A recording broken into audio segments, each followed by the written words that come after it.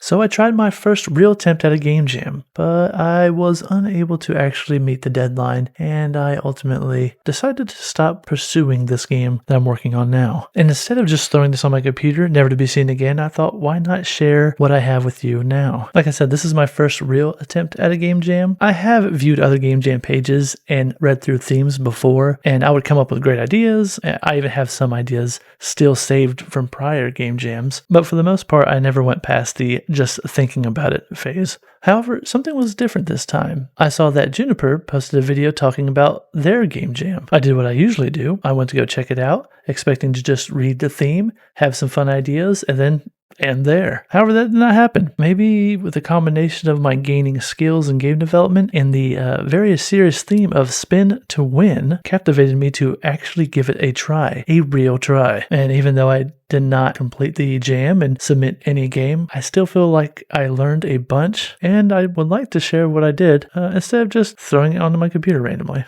With all that out of the way, here's my first real attempt at a game jam. The theme is spin to win, with a caveat or addition of serious. So I started thinking about what spins, tires, the world, slot machines, my mind when overscoping on a game. Then I decided to ignore the spin to win aspect and thought about the serious aspect. What's serious? Business, money, being an adult. Okay, yeah, sure, but what's serious? For some reason, when I thought about it a little bit more deeply, the image of the late Nintendo president Satoru Iwata came into my mind. That man's serious. He was a CEO, and he's a goofball. I say that with love. I mean, look at this man.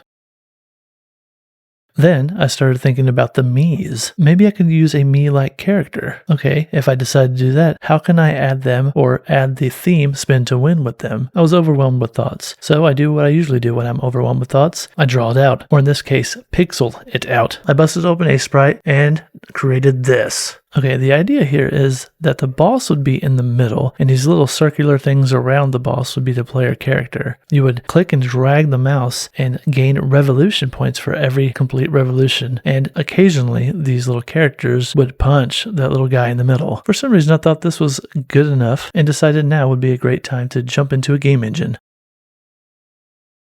On day 2, I decided to put the idea to engine, and as you can see, the game is 3D. I did not plan for it to be 3D, and I have never worked with 3D before, so this was probably a great idea. I slapped together a very simple texture for the ground, threw some capsules in there, one in the middle, and then had to relearn how to rotate things in Godot, and that was pretty much day 2. On day 3, I wanted to add some form of uniformity or equal distance between the little guys. That's what I ended up calling them in the game. I wanted the distance to be equal based on the quantity of little guys that spawned in the circle. And I got a rough version of that going, so that's all I did for day 3. On day 4, I added the controls. I pretty much ripped this from the project I was currently working on before the jam. In that game, you would use a hand to move the world around, which will simulate throwing the character around. I basically took that and implemented it here. Though here, you would only click and drag horizontally and save the velocity as you let go, and that would be transferred to the circle that these little guys are on. And that's pretty much all I did for day 4. On day 5, I did nothing. Sometime in the middle of this game jam, I was offered a full-time position at my current employer, which is a good thing and a bad thing. The good thing is I can afford to live now. Yippee. The unfortunate thing is I won't have a lot of time for my hobbies, projects, thinking, and many other things. That was pretty much day 5. Day 6 was a doozy, or at least in comparison to what I've done prior. As you can see, it looks a bit different now. I got tired of seeing the checkerboard pattern, and I just wanted it to look a little more blissful, you can say. I created these hills in Blender and learned how to create a seamless texture in Sprite and slapped it on there. I threw it into Godot and it looked horrible. Since I'm new to using 3D in Godot, I didn't know that when you run the game without an environment or lighting, it looks like you're in the shadow realm. I learned a little bit more about that and fixed it, and it looks pretty good now. No good green hill can go without a bright blue Sega Dreamcast sky, so I looked up skyboxes and how to implement them in Godot. I found a wonderful shader that would be perfect for this. However, I cannot get it to work. The problem was I was using Godot in compatibility mode, and I didn't really want to change that because being in that mode allows me to upload a web version of my game, which I think allows more people to play it without having to wonder or worry about downloading something strange from the internet. So I had to scrap that shader. I went back to the drawing board for these clouds and decided to look up how to make clouds in Blender. I ended up rendering them out in a very low resolution. I slapped them on a sphere inside of Godot, put a rotation on them, and bam, it looks good enough. While looking for the skybox in godotshaders.com, I think that's what it's called, I also found this really cool force field effect thing. I could never create that, so I thought, man, this would be really cool to use. So I'm using it. Credits to Misan. I think that's, sorry if I'm mispronouncing that, over there on godotshaders.com. Check it out. I'll leave a link in the description. And that wraps up day 6. Now, some of you may have noticed that I'm running out of time. I didn't quite know this yet. You see, I misread the deadline. I thought I had a whole another day. Not that another day would have saved this project. As you can see, it was nowhere near being complete. But I was kind of bummed out when I realized I was closer to the end than I thought. I was not deterred. I continued to push forward. I knew I wasn't going to make it, but I had so much interest in this project at the time, it didn't even matter. I just kept going. So let us continue as well. On day 7, I added the ability to get revolution points. I just added a couple of collisions to check if the rotation was complete, and you would get a point. I also changed the middle enemy. Instead of having some bean-looking like dude, I decided to add a computer. I thought it'd be more fitting and easier to model. I also added a giant black panel or screen in the background. I just wanted to reward those that were curious to press different keys on the keyboard, and if you pressed left or right, or A and D, and move the camera, you would see this giant black void, and it was supposed to represent the other side of the screen. And I was going to put this creepy face on there, but I ended up not doing that. But I did finally add these little me-like characters. I wanted them to move and resemble the Miis from Street Pass. And like most things in this project, they look good enough, at least for now. I don't even remember what day this is.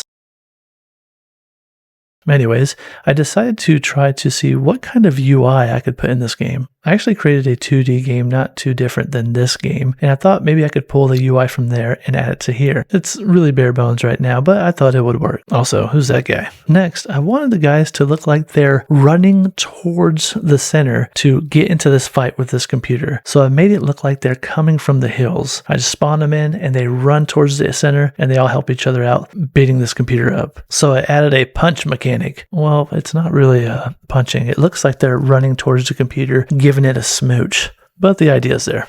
Also, why is that guy still there? I think it looked like a smooch because the computer wasn't really reacting to it. So I decided to add a little bit of animation and a little blue screen on the computer's face whenever it got punched. Or, in this case, smooched. He's getting closer. Okay, maybe I should start talking about this guy in the background here. Originally, I wanted these guys to die. Well, not really die. They would be laid off or fired from their position. And whenever a character got laid off or fired, there'd be like a ghostly image of a large version of it in the background saying, "RIP that character." And though I think that's a great idea, I ended up scrapping that as well. Oh, and at some point, I added a very basic projectile from the computer, just shooting red balls at the guy. That's what you get for smooching me. As you can see, I spruced up the UI a little bit, and I got really tired of seeing the Twilight vampire-style guys here. I wanted to add a little bit of diversity, just like how the Miis were in the old DS and Wii games. And I wanted to share their differences in this little ID card section where you can scroll through. Here you can upgrade, view their stats, their levels, their health. I'm not gonna lie, I'm pretty proud that I was able to do this. I didn't think I'd connect everything here. Yeah, this is something I'm actually really proud of. I do like this. I learned a lot doing this, so this was great. I also at some point changed that red ball into like a hand cursor that would poke the characters, which would lower their health.